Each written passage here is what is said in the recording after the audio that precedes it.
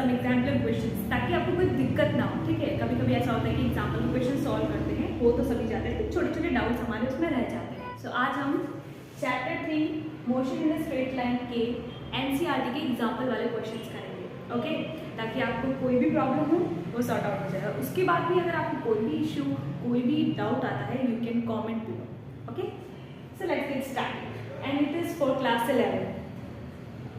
Okay, so first in this question the first example is given to us like एक car है, ठीक है। वो कार क्या करती है, it's moving along a straight line and say OP, ठीक है, O से P पे जाती है and then it moves from O to P in 18 seconds and returns from P to Q in 6 seconds. So what it is, एक car है, ठीक है, तुम भी चला लो, कार चलाते ही होगे, ठीक है। तो तुमने O पोजीशन से स्टार्ट किया, ठीक है, और पहुंचे कहाँ पे, P, ठीक है। अब कितने देर में, O से P हम आए 18 सेकेंड्स में, ठीक है, और उसके बाद P से फिर Q आए कितने सेकेंड्स में, वो हमारे 6 सेकेंड्स में। अब हमसे क्वेश्चन में पूछा जा रहा है कि हमें निकालनी है एवरेज वेलोसिटी और average speed, okay. So we need to find average velocity and average speed, और दो केसेस हैं, O to P और O to P and back to Q. Okay, so these two cases are there with us. ठीक है, सबसे पहले case की जब हम बात करेंगे, जब हमसे O to P के बीच में पूछा गया है, ठीक है, जब हमसे पूछा गया है O to P के, इस केस में अगर हम एवरेज स्पीड की बात करें तो simply we know what is average speed. Average speed का होता है formula, it is equals to distance travel, total कितनी डिस्टेंस ट्रेवल करिए upon total time, total distance travel upon total time taken. So this is the formula for average speed. लेकिन और जब हम बात करते हैं एवरेज वेलोसिटी की, so we know the formula is for average velocity, जो भी डिस्प्लेसमेंट हुआ है divided by total time taken. So these are the two formulas, okay. So these are two formulas with us, okay. Now what we need to do is, this is O to P, okay. So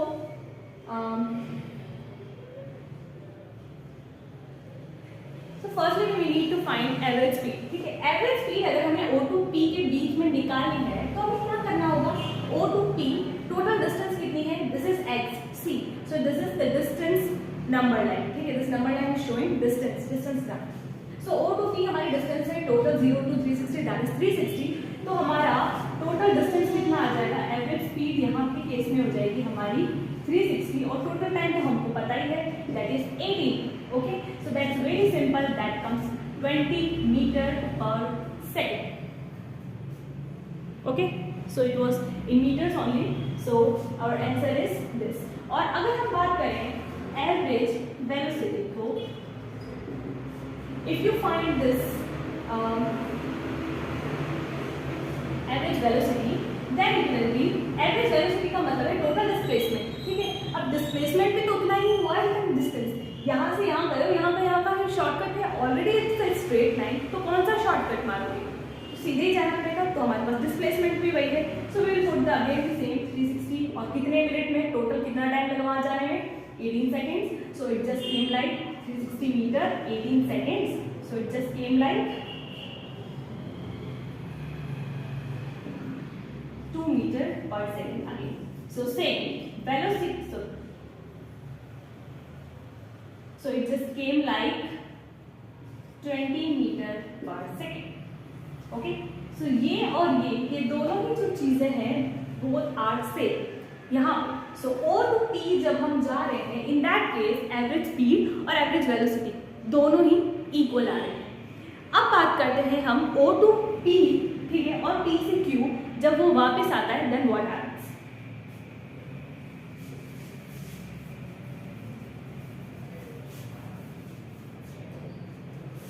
तो अब हम बात कर रहे हैं case number D की, जिसमें क्या हो रहा है कि हम O से P जा रहे हैं और P से Q आ रहे हैं।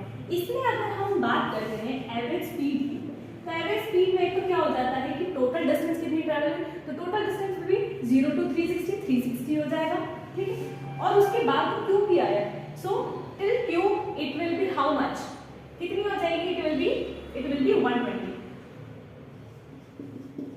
ठीक है। तो टोटल इतने डिस्टेंस ट्रैवल करी है इसने, और कितने टाइम में, यहाँ से यहाँ गया 18 सेकेंड्स में, और यहाँ से यहाँ आया 6 सेकेंड्स में, तो टोटल टाइम हो गया 18 plus 6, so that comes 360 plus 120 is 480 upon 18 plus 6 is 24, so that comes 20 meter per second, so it is still the same।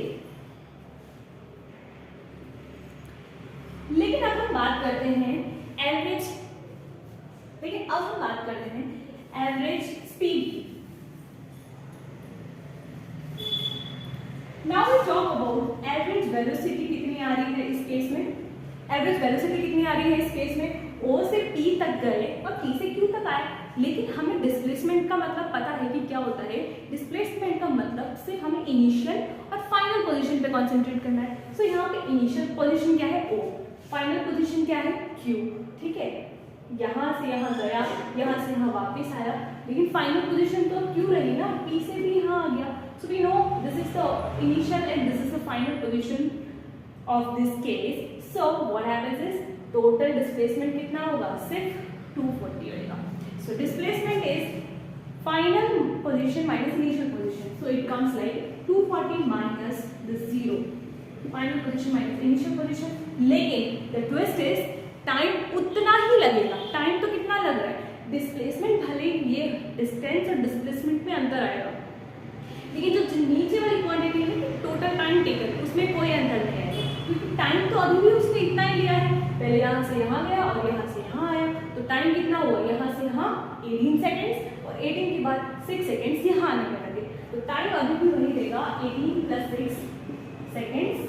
So it comes like 240 minus 0 is 240 upon 24, that is 10 meter per second, जबकि हमारी average speed इस case में आई है 20 metre पर second. सो पहले वाला जो case था उसमें क्या था कि एवरेज स्पीड और average velocity and average speed दोनों इक्वल थे, लेकिन इस केस में हमारे साथ दिस बोथ आर अनइक्वल, ठीक है। सो हेंस ये क्वेश्चन सॉल्व हो गया, and now we are moving to the next question.